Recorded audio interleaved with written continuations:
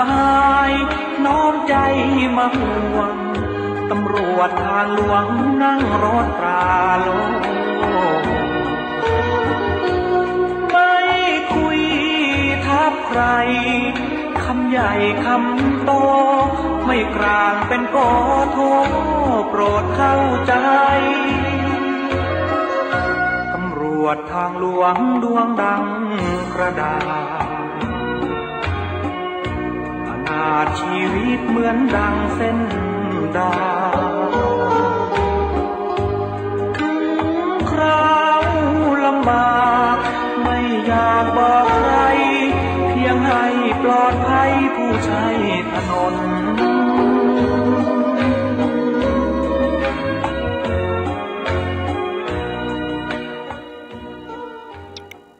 ครับสวัสดีครับท่านผู้ฟังที่เคารพรักทุกท่านครับก็กลับมาพบกันอีกครั้งหนึ่งสำหรับรายการตำรวจพบประชาชนครับซึ่งดำเนินรายการโดยกระผมนะครับร้อยตำรวจเอกสมชายสมใจมากนะครับซึ่งเป็นรองสารวัตรปฏิบัติงานป้องกันปราบปรามสถานีตำรวจภูธรภูพิงค์ราชนิเวศนะครับก็ได้รับมอบหมายการดำเนินการโดยท่านพันตำรวจเอกมนัสชัยอินเถื่อนซึ่งเป็นผู้กำกับการสถานีตำรวจภูธรภูพิงค์ราชนิเวศนะครับก็อีกท่านหนึ่งก็คือท่านพันตำรวจโทจิรัตติพงษ์เลิศวิริยานันท์ซึ่งเป็นรองผู้กำกับงานป้องกันปราบปรามนะฮะแล้วก็อีกท่านหนึ่งก็คือพันตำรวจโทณัฐพงษ์ดาวเรืองนะครับซึ่งเป็นสารวัตรป้องกันปราบปรามแล้วก็เป็นหัวหน้าชุดปฏิบัติการชุมชนและมวลชนสัมพันธ์นะครับมอบหมายให้ผมมาพบกับพ่อแม่พี่น้องนะฮะถ้าไม่ติดภารกิจใดๆก็ทุกวันพุธนะครับตั้งแต่เวลา 11 นาฬิกาถึง 12 นาฬิกาครับแล้วก็ฟังเพลงกันไปพูดคุยกันไปแล้วก็มีการประชาสัมพันธ์ข่าวสารของทางราชการให้กับพ่อแม่พี่น้องได้รับทราบนะครับซึ่งในปัจจุบันนี้นะครับรู้สึกว่าเป็นเรื่องที่เกี่ยวกับแก๊งออนไลน์ต่างๆนะรู้สึกว่าจะมารบกวนเรื่องของสมาธิในการทำงานของท่านมากมายเยอะแยะไปหมดนะครับก็ขอให้ท่านตระหนักไว้เสมอว่าแล้วก็ระลึกไว้เสมอว่าไม่มีหนังสือส่วนราชการส่วนใดเลยครับที่จะโทรประสานติดต่อทางโทรศัพท์จากท่านนะครับก็ขอให้ถ้าทางราชการจะติดต่อกับท่านเขาก็จะติดต่อในส่วนของการใช้ไปรษณีย์หรือจดหมายถึงที่บ้านนะครับเพราะฉะนั้นเราอย่าไปพึ่งตกอกตกใจบางสิ่งบางอย่างอาจจะรับไปแล้วก็ตกใจแล้วก็บางทีเราก็กระทำการต่างๆโดยการที่ไม่ทราบนะครับแล้วก็เอามาให้เราต้องสูญเสียนะครับไม่ว่าจะเป็นทรัพย์สินเงินทองต่างๆไปนะฮะก็บางทีนะครับก็เป็นที่น่าเสียดายเงินก็จะหาได้แต่ละบาทแต่ละสตางค์นั้นแสนยากนะครับแต่ก็ต้องถูกในเรื่องของแก๊งคอลเซ็นเตอร์หลอกลวงเอาไปนะฮะบางคนนี่หมดเป็นเงินเป็นล้านนะบางคนเนี่ยถึงบอกไว้ว่านะครับเราต้องอ่านดูหนังสือเรียกว่าเป็นหนังสือทางราชการถึงที่บ้านของเรานะครับซึ่งในการแอบอ้างอะไรทุกครั้งนะฮะเขาก็จะใช้ในเรื่องของความกลัวของผู้ของเหยื่อนะครับหรือว่าผู้ที่รับโทรศัพท์นะฮะเขาก็มีการโน้มน้าวจิตใจต่างๆนะเพราะฉะนั้นถ้าท่านรับโทรศัพท์หรือว่ามีเครื่องหมายบวกนะครับโทรศัพท์นะฮะหมายเลขที่มาโชว์บนจอแล้วมีเครื่องหมายบวกข้างหน้าก็แสดงว่าเป็นสัญญาณโทรศัพท์ที่มาจากต่างประเทศท่านก็ไม่ต้องไปรับนะครับตัวนี้นะครับเราก็ปิดทิ้งหรือว่าตัดเครื่องตัดสายทิ้งไปเลยดีกว่านะครับอีกเรื่องหนึ่งครับก็คือเรื่องของเกี่ยวกับยาเสพติดนะฮะซึ่งบางแบบเป็นที่เรียกว่าเป็นที่เรียกว่านิยมของกลุ่มวัยรุ่นนะครับเรียกว่ากลุ่มวัยรุ่นต่างๆนะครับเป็นที่นิยมกันก็คือเรื่องของบุหรี่ไฟฟ้านะครับไม่จำเป็นต้องไปเป็นวัยรุ่นก็ได้นะครับแล้วก็แม้แต่ท่านที่เป็นผู้ที่ว่าอาจจะเป็นผู้ที่มีครอบครัวมีอะไรแล้วนะเรียกว่าบางท่านก็ยังไม่ทราบว่าความเป็นมาคนเป็นไปของบุหรี่ไฟฟ้านี่เป็นเช่นไรนะครับซึ่งในความเป็นจริงแล้วนะครับตามกฎหมายของไทยนะฮะเขาก็ยังห้ามในเรื่องของผลิตภัณฑ์เกี่ยวกับของบุหรี่ไฟฟ้านะครับเข้ามาจำหน่ายในประเทศไทยเพราะฉะนั้นนะครับใครมีไว้ในครอบครองต่างๆก็ยังถือว่ามีความผิดนะฮะก็ถือว่าคล้ายๆเป็นยาเสพติดเหมือนกันนะครับใครมีไว้ในครอบครองก็ถือว่าเป็นความผิดนะฮะก็อาจจะมีโทษถึงขั้นปรับแล้วก็บางคนอาจจะมีการจำหน่ายอะไรต่างๆด้วยนะครับก็อาจจะมีโทษสูงขึ้นนะเพราะฉะนั้นนะครับขอให้ท่านรำลึกไว้เสมอว่านะครับในสิ่งที่กฎหมายห้ามไม่ให้นำเข้ามาในราชอาณาจักรไทยนั้นนะครับท่านจะมีไว้ในครอบครองไม่ได้ก็ขอฝากไปยังทุกท่านด้วยในเรื่องของบุหรี่ไฟฟ้านะครับซึ่งบางทีบางท่านคิดว่าในเรื่องของบุหรี่ไฟฟ้านะในเรื่องของสารนิโคตินต่างๆก็คงไม่เยอะอะไรเท่าไหร่นะเดี๋ยวเราจะมา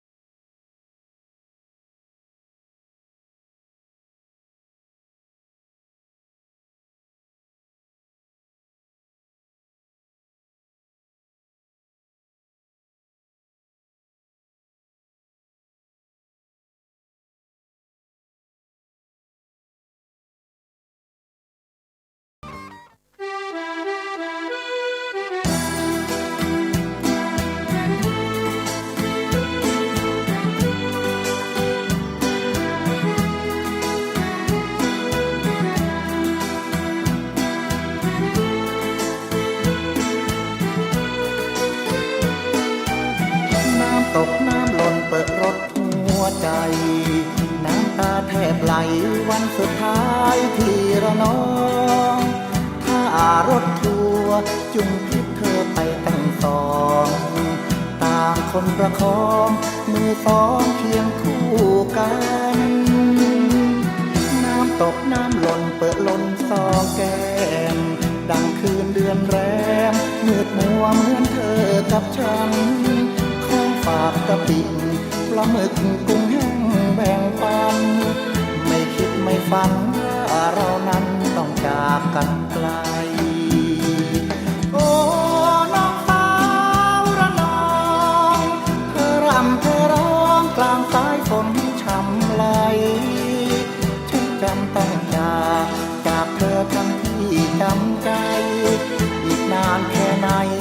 สองใจจะได้เจอกันน้ำตกน้ำหล่นเปิดรถเต็มหน้าปะปนน้ำตาที่เธอบอกลาแก่ฉันเสียงแตรรถบีบย้ำเตือนมันเชื่อนใจฉันระนองน้องนั้นสัมพันธ์รักกันเหมือนเดิม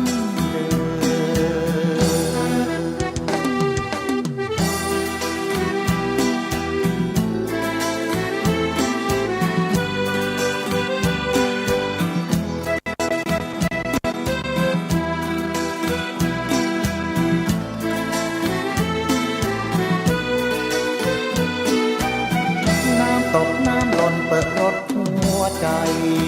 น้ำตาแทบไหลวันสุดท้ายที่ระนองถ้ารถทัวร์จึงคิดเธอไปตั้งสองต่างคนประคองมือสองเคียงคู่กันน้ำตกน้ำหล่นเปิดล้นสองแก้มดังคืนเดือนแรมมืดมัวเหมือนเธอกับฉันฝากกะปิปลาหมึกกุ้งแห้งแบ่งปัน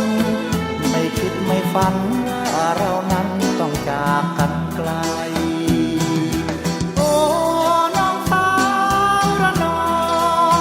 เธอรำเธอร้องกลางสายฝนช่ำไหลฉันจำต้องจากเธอทั้งที่จำใจ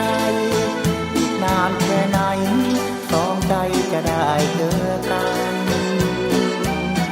น้ำตกน้ำหล่นเปิดรถเต็มหน้าปะปนน้ำตาที่เธอบอกลาแก่ฉันเสียงแตรรถบีบย้ำเตือนมันเชื่อนใจฉันระนองน้องนั้นสัมพันธ์รักกันเหมือนเดิม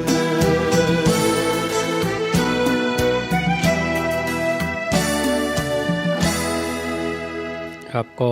คุยกันไปฟังเพลงกันไปสำหรับรายการตำรวจพบประชาชนครับซึ่งดำเนินรายการโดยกระผมร้อยตำรวจเอกสมชายสมใจมากนะครับก็ทุกวันพุธตั้งแต่เวลา 11 นาฬิกาถึง 12 นาฬิกานะครับเมื่อสักครู่เราก็คุยกันถึงเรื่องเกี่ยวกับของบุหรี่ไฟฟ้านะครับซึ่งเป็นเรื่องที่ว่าในส่วนของราชอาณาจักรไทยก็ยังมีกฎหมายห้ามนำเข้ามาในราชอาณาจักรไทยโดยเด็ดขาดนะครับเพราะฉะนั้น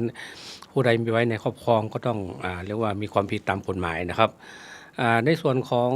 โทษของบุหรี่ไฟฟ้านะบางท่านนี้ก็ยังไม่ทราบคิดว่าบุหรี่ไฟฟ้านี้มันไม่มียาเส้นไม่มีพวกเส้นยาต่างๆอาจจะไม่มีนิโคตินนะครับก็นิโคตินนี่ถือว่าเป็นสารเสพติดอย่างแรงของที่มีอยู่ในบุหรี่นะครับ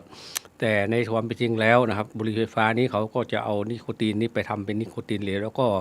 ผสมในส่วนของน้ำยาต่างๆที่ทำให้กลิ่นหอมนะครับ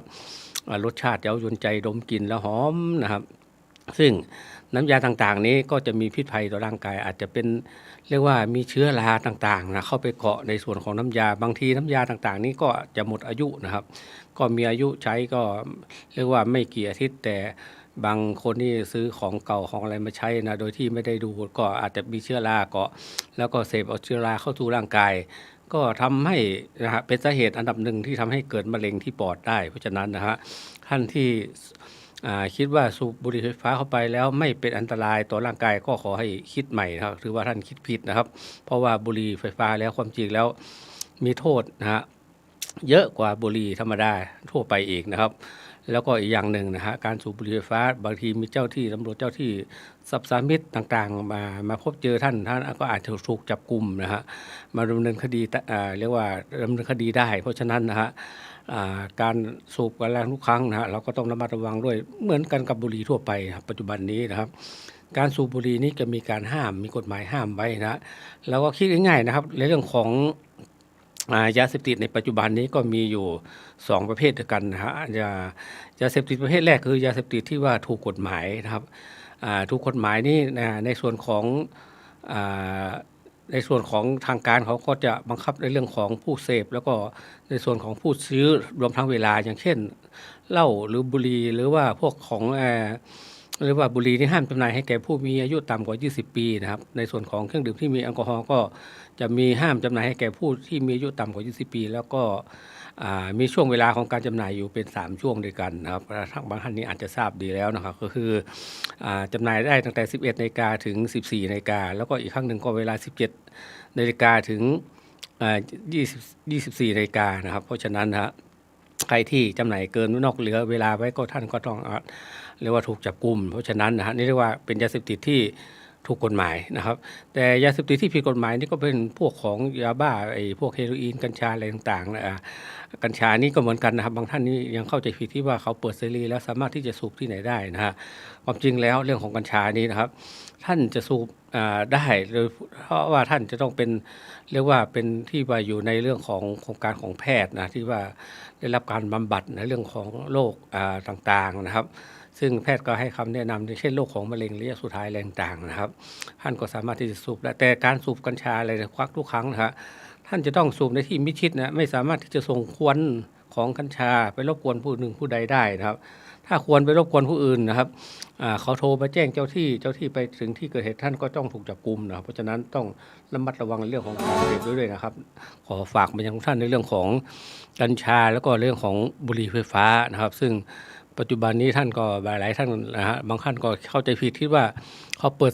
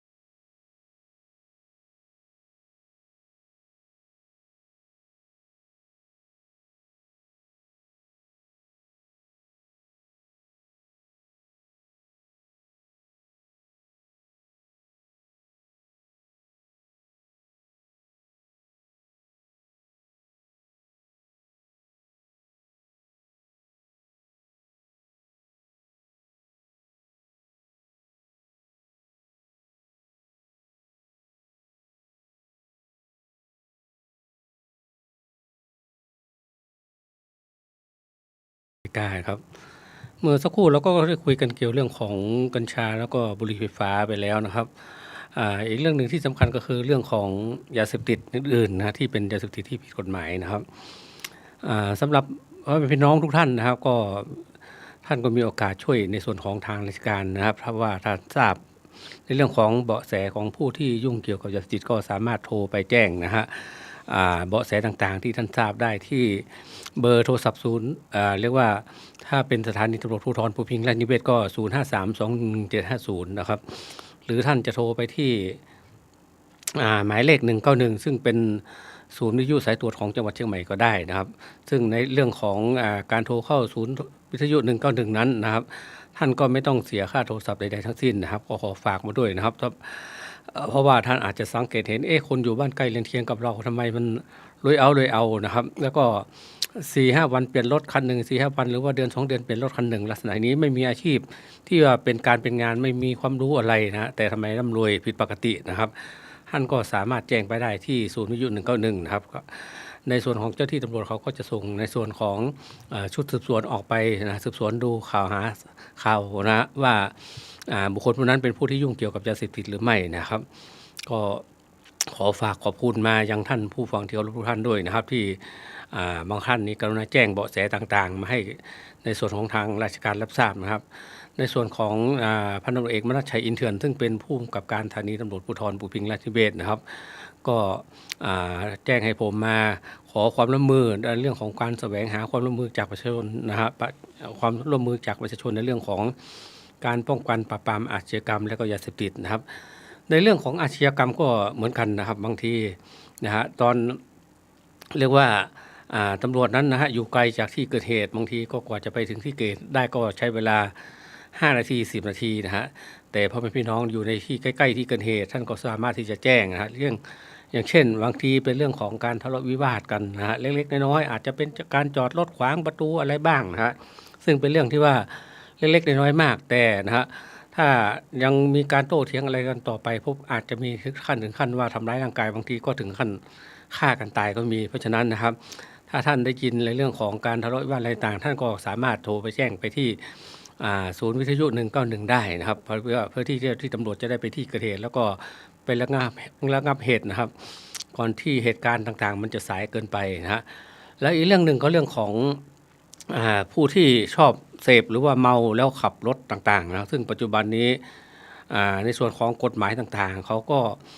เรียกว่าเพิ่มโทษสำหรับผู้ที่ดื่มเมาแล้วขับนะครับซึ่งครั้งแรกนี้อาจจะถูกแค่ขั้นปรับนะครับแล้วก็จะมีการเรียกว่ารอลงอาญาไว้2 ปีนะครับซึ่งในช่วง2 ปีนี้ถ้าท่านทำผิดกฎหมายซ้ำอีกนะครับท่านก็จะต้องมีโทษถึงจำคุกนะครับมีโทษจำคุกแล้วก็มีการปรับนะฮะเรียกว่าเป็น2 เท่าของครั้งแรกนะครับเพราะฉะนั้นนะฮะท่านที่คิดว่าจะดื่มจะเมาแล้วนะฮะก็อันดับแรกก็หาคนขับรถอะไรไปด้วยนะหรือว่านั่งแท็กซี่นั่งอะไรไปก็ได้หรือว่าเรียกรถแก๊ปรถอะไรนะมารับนะน่าจะดีกว่านะครับหรือว่าบางท่านนี่อยากจะเรียกว่าอยากดื่มอะไรจริงๆแล้วก็ซื้อมาดื่มกินที่บ้านกินแล้วก็เราก็นอนแล้วก็หลับอยู่กับบ้านนะก็จะได้ปลอดภัยและไม่เป็นโทษไม่เป็นพิษอะไรกับคนอื่นด้วยนะครับซึ่งในเรื่องของการเมาแล้วขับแล้วนะครับบางทีก็ขับไปชนเอาหัวหน้าครอบครัวซึ่งเป็นเรียกว่าเขาเป็นหัวหน้าครอบครัวซึ่งขาดคนนี้แล้วครอบครัวต้องได้รับความลำบากเพราะฉะนั้นนะฮะเราก็ต้องคิดถึงในส่วนนี้ด้วยนะครับเรื่องของการเมาแล้วขับนะครับกฎหมายก็ห้ามไว้แล้วเราก็อย่าได้เมาแล้วขับนะครับซึ่งปัจจุบันนี้ก็ยังมีเป็นประจำนะครับมันเรียกว่าการตั้งด่านดึกๆคืนเรียกว่ากลางคืนนะฮะดึกๆดื่นๆประมาณตี 1 ตี 2นะครับก็จะจับผู้ที่เมาแล้วขับมาเยอะแยะไปหมดนะครับพอยังมีแสดงว่ายังมีผู้ที่เที่ยวกลางคืนเมาแล้วเที่ยวกลางคืนแล้วขับรถไปเที่ยวกลางคืนนะเยอะแยะไปหมดเลยนะเพราะฉะนั้นนะช่วงนี้ก็ยังเป็นช่วงของการเข้าพรรษานะครับก็ถือว่ายังเป็นการลดจำนวนของนักดื่มหลายท่านได้นะครับเพราะว่าหลายท่านนี้ก็อาจจะเข้าในช่วงของฤดูการเข้าพรรษาก็เลยงดนะฮะแต่บางคนนี่ออกพรรษาปุ๊บโอ้โหกินเมาย้อนไปกลับไป3 เดือนก็มีนะครับเพราะฉะนั้นเราจะได้ประพฤติอย่างนั้น3 เดือนเราเลิกได้เราคิดว่าอีก9 เดือนเราน่าจะเบาๆหรือว่าอาจจะเลิกเลยก็ได้เป็นสิ่งที่ดีสำหรับทุกท่านด้วยนะครับเรียกว่าการดื่มแล้วขับรถต่างๆเพราะว่ามัน สร้างความเดือดร้อนเรียกว่าสร้างความเดือดร้อนให้กับคนอื่นนะครับคนอื่นเขาเดือดร้อนไปด้วยนะครับบางคนเขาไม่ได้ดื่มไม่ได้สนุกกับเราแต่เขาก็ต้องเรียกว่าได้รับโทษอะไรไม่รู้นะฮะเรียกว่าท่านนะครับรถไปชนเขานะครับบางทีก็ถึงขั้นที่ว่าเสียชีวิตก็มีเพราะฉะนั้นนะครับก็ขอฝากไปยังทุกท่านด้วยนะครับและในวันพุธนี้วันพุธที่วันที่พุธที่21นี้นะครับซึ่งในส่วนของผมนะฮะร้อยตำรวจเอกสมชายสมใจมากก็ได้มาพูดคุยกับพ่อแม่พี่น้องหลายเรื่องหลายสิ่งหลายอย่างด้วยกันนะซึ่งในส่วนของพันตำรวจเอกมนัสชัยอินเถื่อนนะซึ่งเป็นผู้กำกับการสถานีตำรวจภูธรภูพิงค์ราชนิเวศแล้วก็ท่านพันตำรวจโทจีรัตติพงษ์เลิศวิทยานันท์ซึ่งเป็นรองผู้กำกับงานป้องกันปราบปรามแล้วก็ท่านพันตำรวจโทณัฐพงษ์ดาวเรืองซึ่งเป็นสารวัตรป้องกันปราบปรามและเป็นหัวหน้าชุดปฏิบัติการชุมชนและมณฑลพันธุ์นะก็ฝากให้ผมมาพูดคุยกับพ่อแม่พี่น้องแล้วก็กระจายข่าวสารต่างๆนะฮะซึ่งวันนี้ก็คิดว่าสมควรเก็บเวลาแล้วนะฮะในส่วนผมก็ต้องขอกล่าวคำว่าสวัสดีครับ